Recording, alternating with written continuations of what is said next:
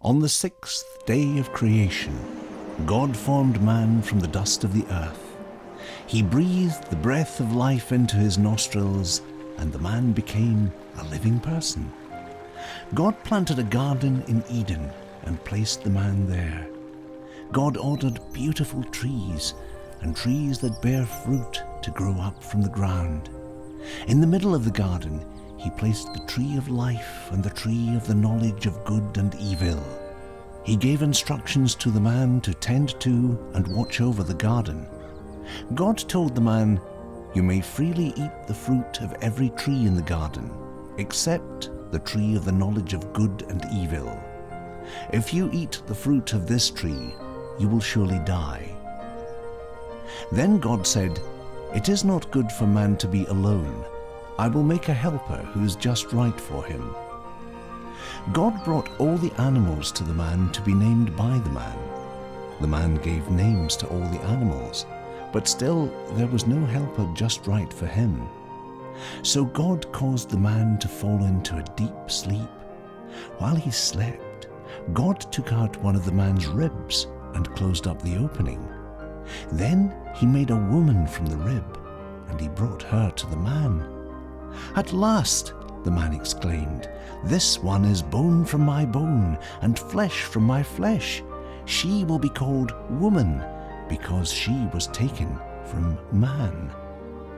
This explains why a man leaves his father and mother and is joined to his wife, and the two are united into one.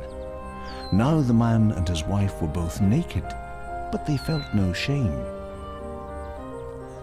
One day, the serpent, the most clever of all the wild animals, asked the woman, "Did God really say you must not eat the fruit from any of the trees in the garden?" "Of course we may," the woman replied. "It's only the fruit from the tree in the middle of the garden that we are not allowed to eat. God said, 'You must not eat it or even touch it. If you do, you will die.'" "You will not die," the serpent exclaimed. "God knows that your eyes will be opened as soon as you eat it, and you will be like God, knowing both good and evil."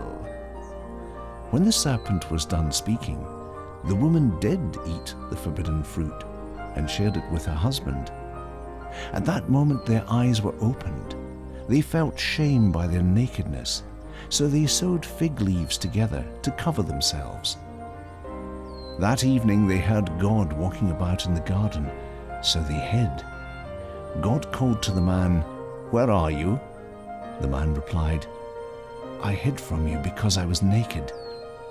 "Who told you that you were naked?" God asked. "Have you eaten from the tree whose fruit I commanded you not to eat?"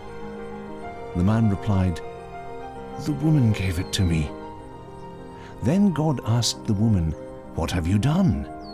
"The serpent tricked me," she replied. Then God said to the serpent, "Because you have done this, you are cursed more than all animals. You will crawl on your belly as long as you live. I will put hatred and division between you and the woman. He will crush your head, and you will bruise his heel." God then said to the woman, "I will sharpen the pain of childbirth, and your husband will rule over you." To the man he said, "Since you listened to your wife and ate from the tree, the ground is cursed because of you. All of your life you will work hard to grow your own food until you die. You were made from dust, and you will return to dust."